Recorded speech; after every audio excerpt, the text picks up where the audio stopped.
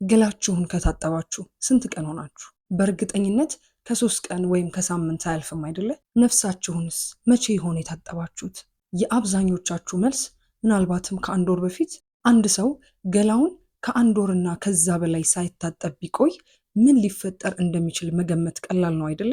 በተቃራኒው ደግሞ ቆንጆ ሻወር ሲወስድ የሚሰማውን ደስታ ማወቅ ቀላል ነው። ፈራሽና በስባሽ በሆነው ስጋችን መቆሸሽ ይህን ያህል ከሸተትንና ሰው ካገለለን፣ በመታጠባችን ደግሞ ደስታ ከተሰማን ዘለዓለማዊት በሆነች ነፍሳችን መቆሸሽ ምን ያህል ሸተን ይሆን? በሰማይስ እንዴት እንገለል ይሆን? በመታጠባችንስ ደስታችን ምን ያህል ይሆን? በዛሬው ቪዲዮ የነፍስ ሳሙና ስለሆነው ንስሐና በቃላት ሊገለጽ ስለማይችለው ጥቅሙ በስፋት እናያለን። በቪዲዮ መጨረሻ ደግሞ በቤተ ክርስቲያናችን አስተምህሮ ከንስሐ ጋር ተያይዞ ስለሚፈቀዱና ስለማይፈቀዱ ነገሮች የምናነሳ ይሆናል። ይህን ቪዲዮ አይታችሁ ስትጨርሱ የመጀመሪያ ስራችሁ የሚሆነው ንስሐ መግባት እንደሆነ አልጠራጠርም። ምክንያቱም በዚህ ቪዲዮ የፍጹም ሰላምና ደስታ ምንጩ እርሱ እንደሆነ ስለምታውቁ። ይህ ሀቲዩብ ነው። በመንፈሳዊ ህይወታችን አብረን የምናድግበት መንፈሳዊ ቻናል ነው። ተርቤ አብልታችሁኛል የሚለውን የህይወት ቃል ትሰሙ ዘንድ ይህንን ቪዲዮ ለእህት ወንድሞቻችሁ ሼር ማድረግ አትርሱ። የስጋ ብቻ ሳይሆን የነፍስም መዝናኛ የምትፈልጉ ደግሞ ይህንን መንፈሳዊ ቻናል ሰብስክራይብ በማድረግ እንድትቀላቀሉ በእግዚአብሔር ፍቅር ጠይቃችኋለሁ። አሁን ቀጥታ ወደ ቪዲዮ እንሂድ። ባወራው ከማይሰለቸኝ ርዕስ መካከል አንዱ ንስሐ ነው። እግዚአብሔር ከሰጠን እጅግ በጣም ብዙ ስጦታዎች መካከል፣ ነገር ግን በማወቅም ይሁን ባለማወቅ ካልተጠቀምንባቸው ስጦታዎች መካከል አንዱ ንስሐ ነው። እንደውም አንዳንዴ ምን አስባለሁ መሰላችሁ? እግዚአብሔር ነፍሱን ከመስጠት ቀጥሎ ፍቅሩን ያሳየበት መንገድ ንስሐ ነው ብዬ አስባለሁ። ደካማ መሆናችንን አውቆ፣ ሸክም እንደሚከብደን አውቆ፣ በኃጢአት እንደምንወድቅ አስቦ ድጋሚ ሊያነጻን፣ ልጅ ሊያረገን ንስሐን ሰጠን። ልክ ለስጋችን ውሃ እንደሰጠን ሁሉ ለነፍሳችንም መታጠቢያ ንስሐን ሰጠን። አስባችሁታል? ውሃ ባይኖር ምን ልንሆን እንደምንችል፣ ስጋችን ላይ ምን ሊፈጠር እንደሚችል። ልክ እንደዛ ለነፍሳችንም መታጠቢያ ንስሐን ሰጠን። እድሜ ዘመናችንን የሰራነውን ኃጢአት፣ ከአእምሮ በላይ የሆነውን ኃጢአት፣ ያንን ሁሉ እንደ ተራራ የተከመረውን በደል ሁሉ በአንድ ቃል ብቻ የሚያነጻ አምላክ እግዚአብሔር ይፍታህ በሚል ቃል፣ ይቅር ብዬሃለሁ በሚል ቃል ብቻ የሚፈታበት ንጹህ የሚያደርግበት ድንቅ ስጦታ ነው ንስሐ። በፊት እኔ ባለማወቅም ችላ በማለትም ቤተክርስቲያን ውስጥ በተለያየ ቦታ ንስሐ ግቡ ሲባል እንዲሁ መባል ስላለበት የሚባል ነገር አለ አይደለ? እንደዛ አድርጌ ነበር የማስበው። በጣም የሚያስፈራ፣ ለአዛውንቶች፣ ለትልልቅ ሰዎች ወይ ሊቆርቡ ለተዘጋጁ ሰዎች ብቻ እንደተሰራ አድርጌ የማስበው ነገር ነበር። በዚህ ምክንያት በጣም ብዙ ዘመኔን ያለ ንስሐ ነው ያሳለፍኩት እና አሁን ይሄን ነገር ገላይን ካለመታጠብ ጋር አያይዤ ሳስበው በጣም ነው መደነግጠው። አንዳንድ ዘመን አለ አይደለ? ሰውነታችንን ረስተን ስጋና ነፍስ መሆናችንን ረስተን ስጋ ብቻ ምን ሆነበት ዘመን። ስጋዬን ለመንከባከብ፣ ለመታጠብ፣ ለማስዋብ፣ ለመጠበቅ የምፈጀው ጊዜ፣ ትኩረትና ገንዘብ የሚነገር አይደለም። በልኩ ማድረግ መጥፎ ነው እያልኳችሁ አይደለም፣ ግን ነፍስን የዘነጋ ሰውነት ምን ይረባል? የስራዬም ሁኔታ አንዳንድ ነገሮችም ስለሚያስገድዱኝ ነው መሰለኝ ለስጋዬ በጣም የተለየ ትኩረት ነበር የምሰጠው። ብችል በየቀኑ፣ ካልቻልኩ ደግሞ በ3 ቀን ልታጠብ እችላለሁ። ይጠቅማል የተባለውን ማንኛውንም ነገር እጠቀማለሁ። ከፍ ሲል ደግሞ ስቲም ልገባ እችላለሁ፣ ሳውና እገባለሁ። ያምርብኛል ብዬ የማስበውን፣ ፋሽን ነው ብዬ የማስበውን አይነት ነገር ሁሉ አደርጋለሁ። ሌላውን ተዉት፣ ከምግብ ጀምሮ እንኳን ለቆዳ መልካም ነው የተባለውን ነገር ሁሉ ከማድረግ ወደ ኋላ አልልም። ወንድሞቼ እስከሚታዘቡኝ ድረስ ለፊት ጥራት ይጠቅማል ከተባለ፣ ለቆዳ ጥራት ይጠቅማል ከተባለ ምግብ ላይ ሊውል የሚችል ምንም ነገር አይቀረኝም ነበረ እና የሆነ ዘመን ነበር ስጋ ብቻ የሆንኩበት ዘመን።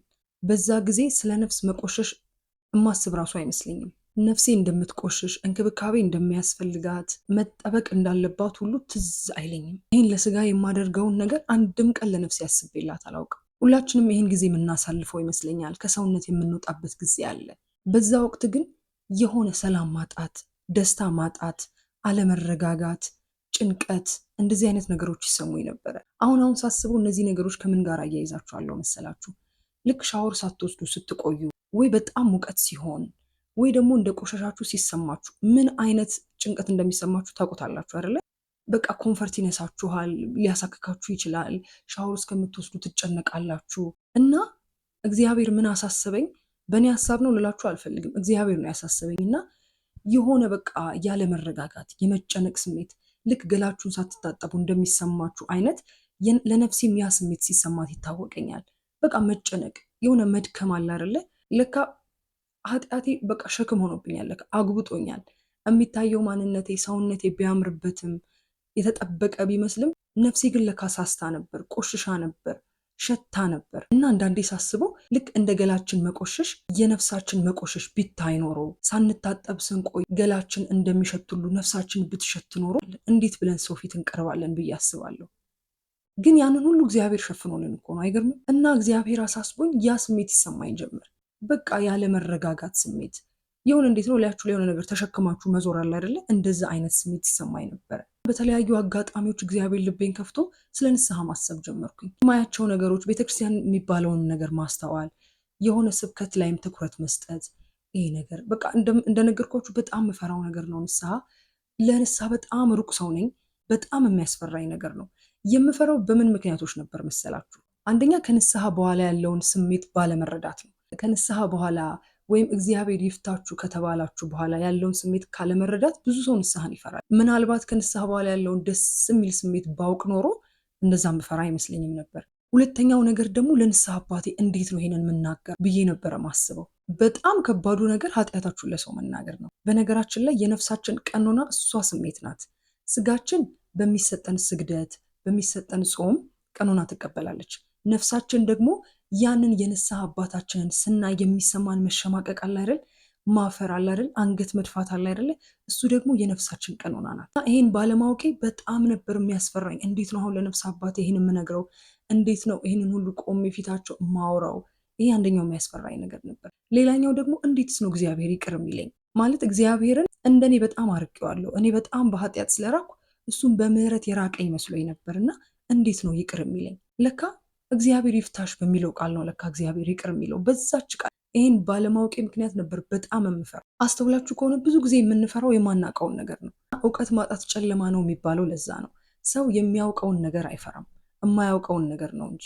በእነዚህ ፍርሃቶች ሁሉ ውስጥ ሆኜ ግን ወሰንኩኝ። በቃ ማለት እስከ መቼ እንደዚህ እኖራለሁ? እስከ መቼ እየፈራው እኖራለሁ? ብዙ ቦታ ሰምቻለሁ ስለ ንስሐ፣ ብዙ ቦታ አውቄያለሁ። መቼ ነው ወደ ተግባር የምቀይረው ብዬ በቃ ሁል ጊዜ ማሰብ ጀመርኩኝ። ከዛ በአንድ በተባረከች ቀን ንስሐ ለመግባት ወሰንኩ። እንደ ነገ ንስሐ ልገባ እንደ ዛሬ ማታ ቁጭ ብዬ ጻፍኳቸው ኃጢአቶችን በሙሉ፣ የማስታውሰውን በሙሉ ምንም እንዳይቀር ስለፈለኩኝ ጻፍኩኝ። ቁጭ ብዬ ጻፍኩኝ። ከዛ በቃ ሌሊቱ እንዴት እንዳለፈ ልነግራችሁ አልችልም። አሁን ያልኳችሁ ፍርሃቶች አሉ። ብዙ ሀሳብ በውስጥ ይመጣል። ይቅር ይለኛል ወይስ አይለኝም? ኧረ ይቅርብሽ።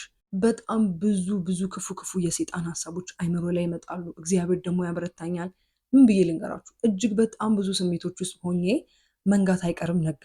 በጠዋት ተነስቼ የማልዘነጋውን ስጋዬን አጥቤ ነፍሴን ለማጠብ ደግሞ ወደ ቤተ ክርስቲያን ለመሄድ ተነሳው ማለት ነው። መንገድ ላይም ልክ እንደ ሌሊቱ ሁሉ ብዙ ስሜቶች እየተሰሙኝ ነበር።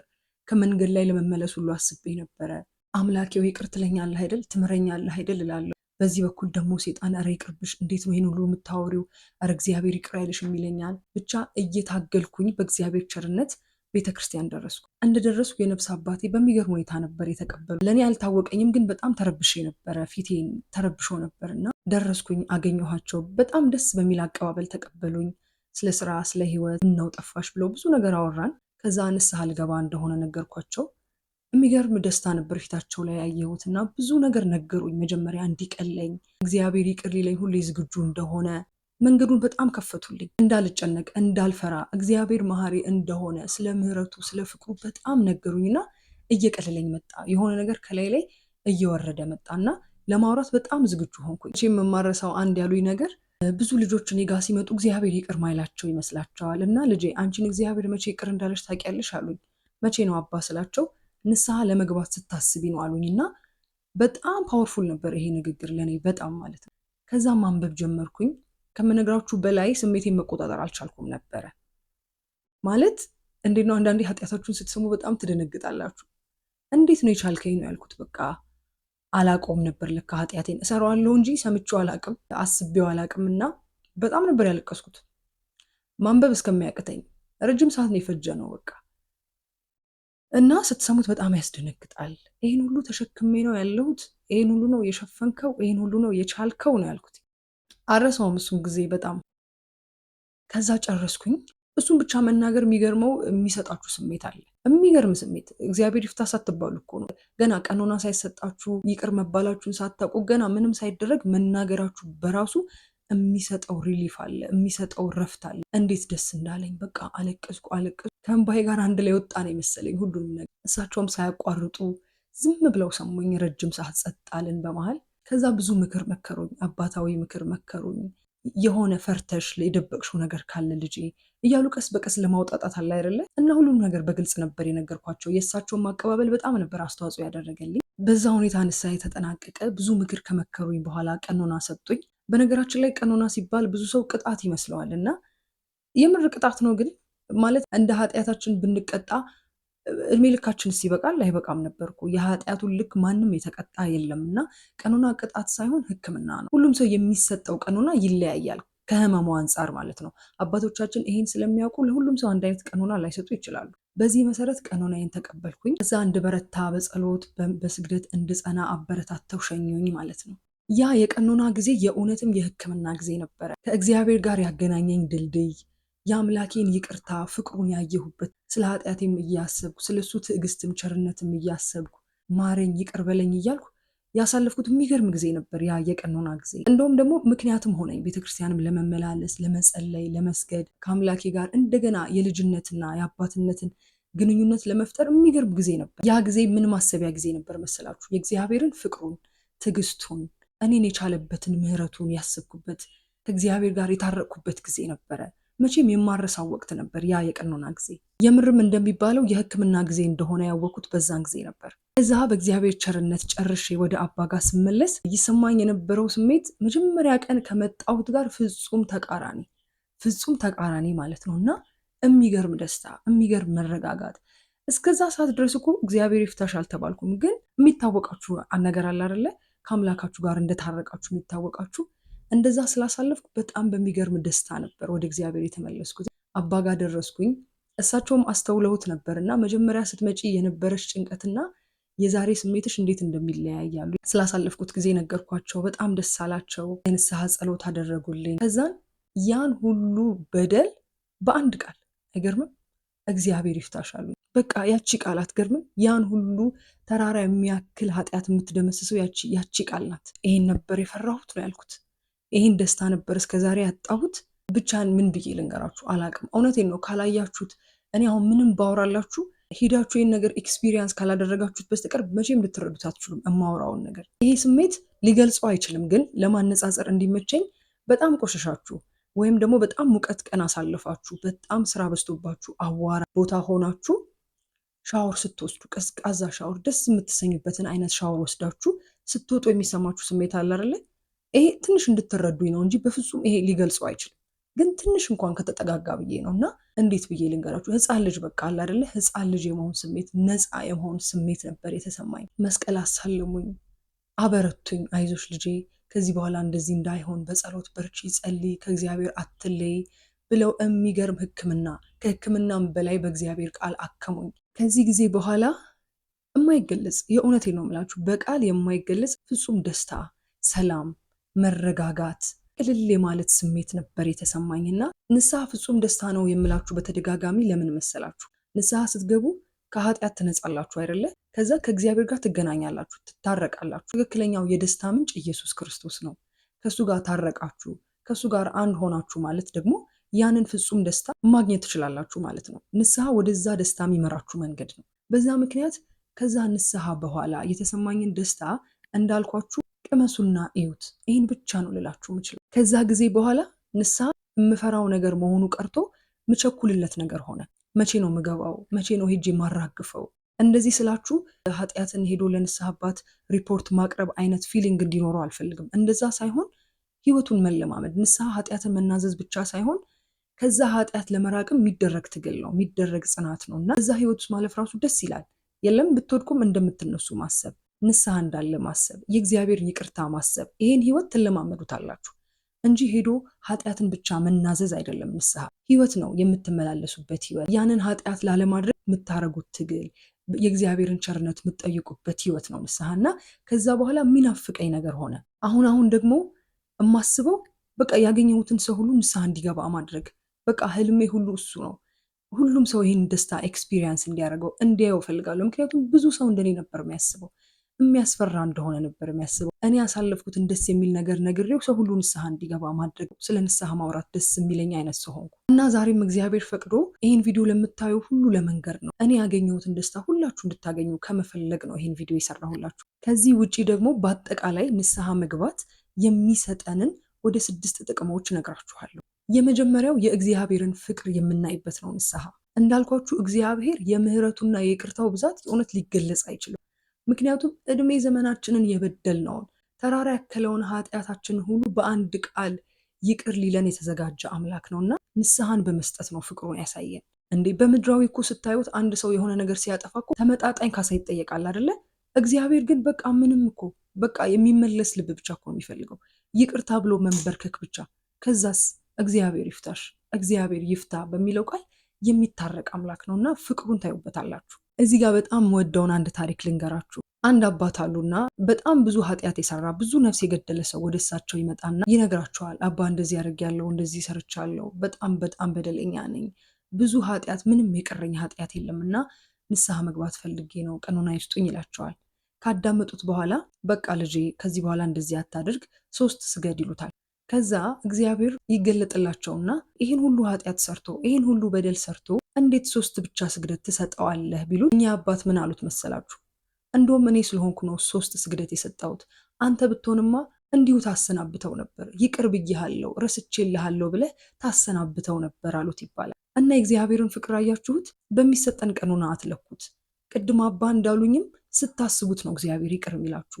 ያውቃል እኮ እንደምንወድቅ እንደምንበድል ያውቃል። ግን ያን የመመለስ ስሜት ብቻ ነው የሚፈልገው ከኛ እግዚአብሔር።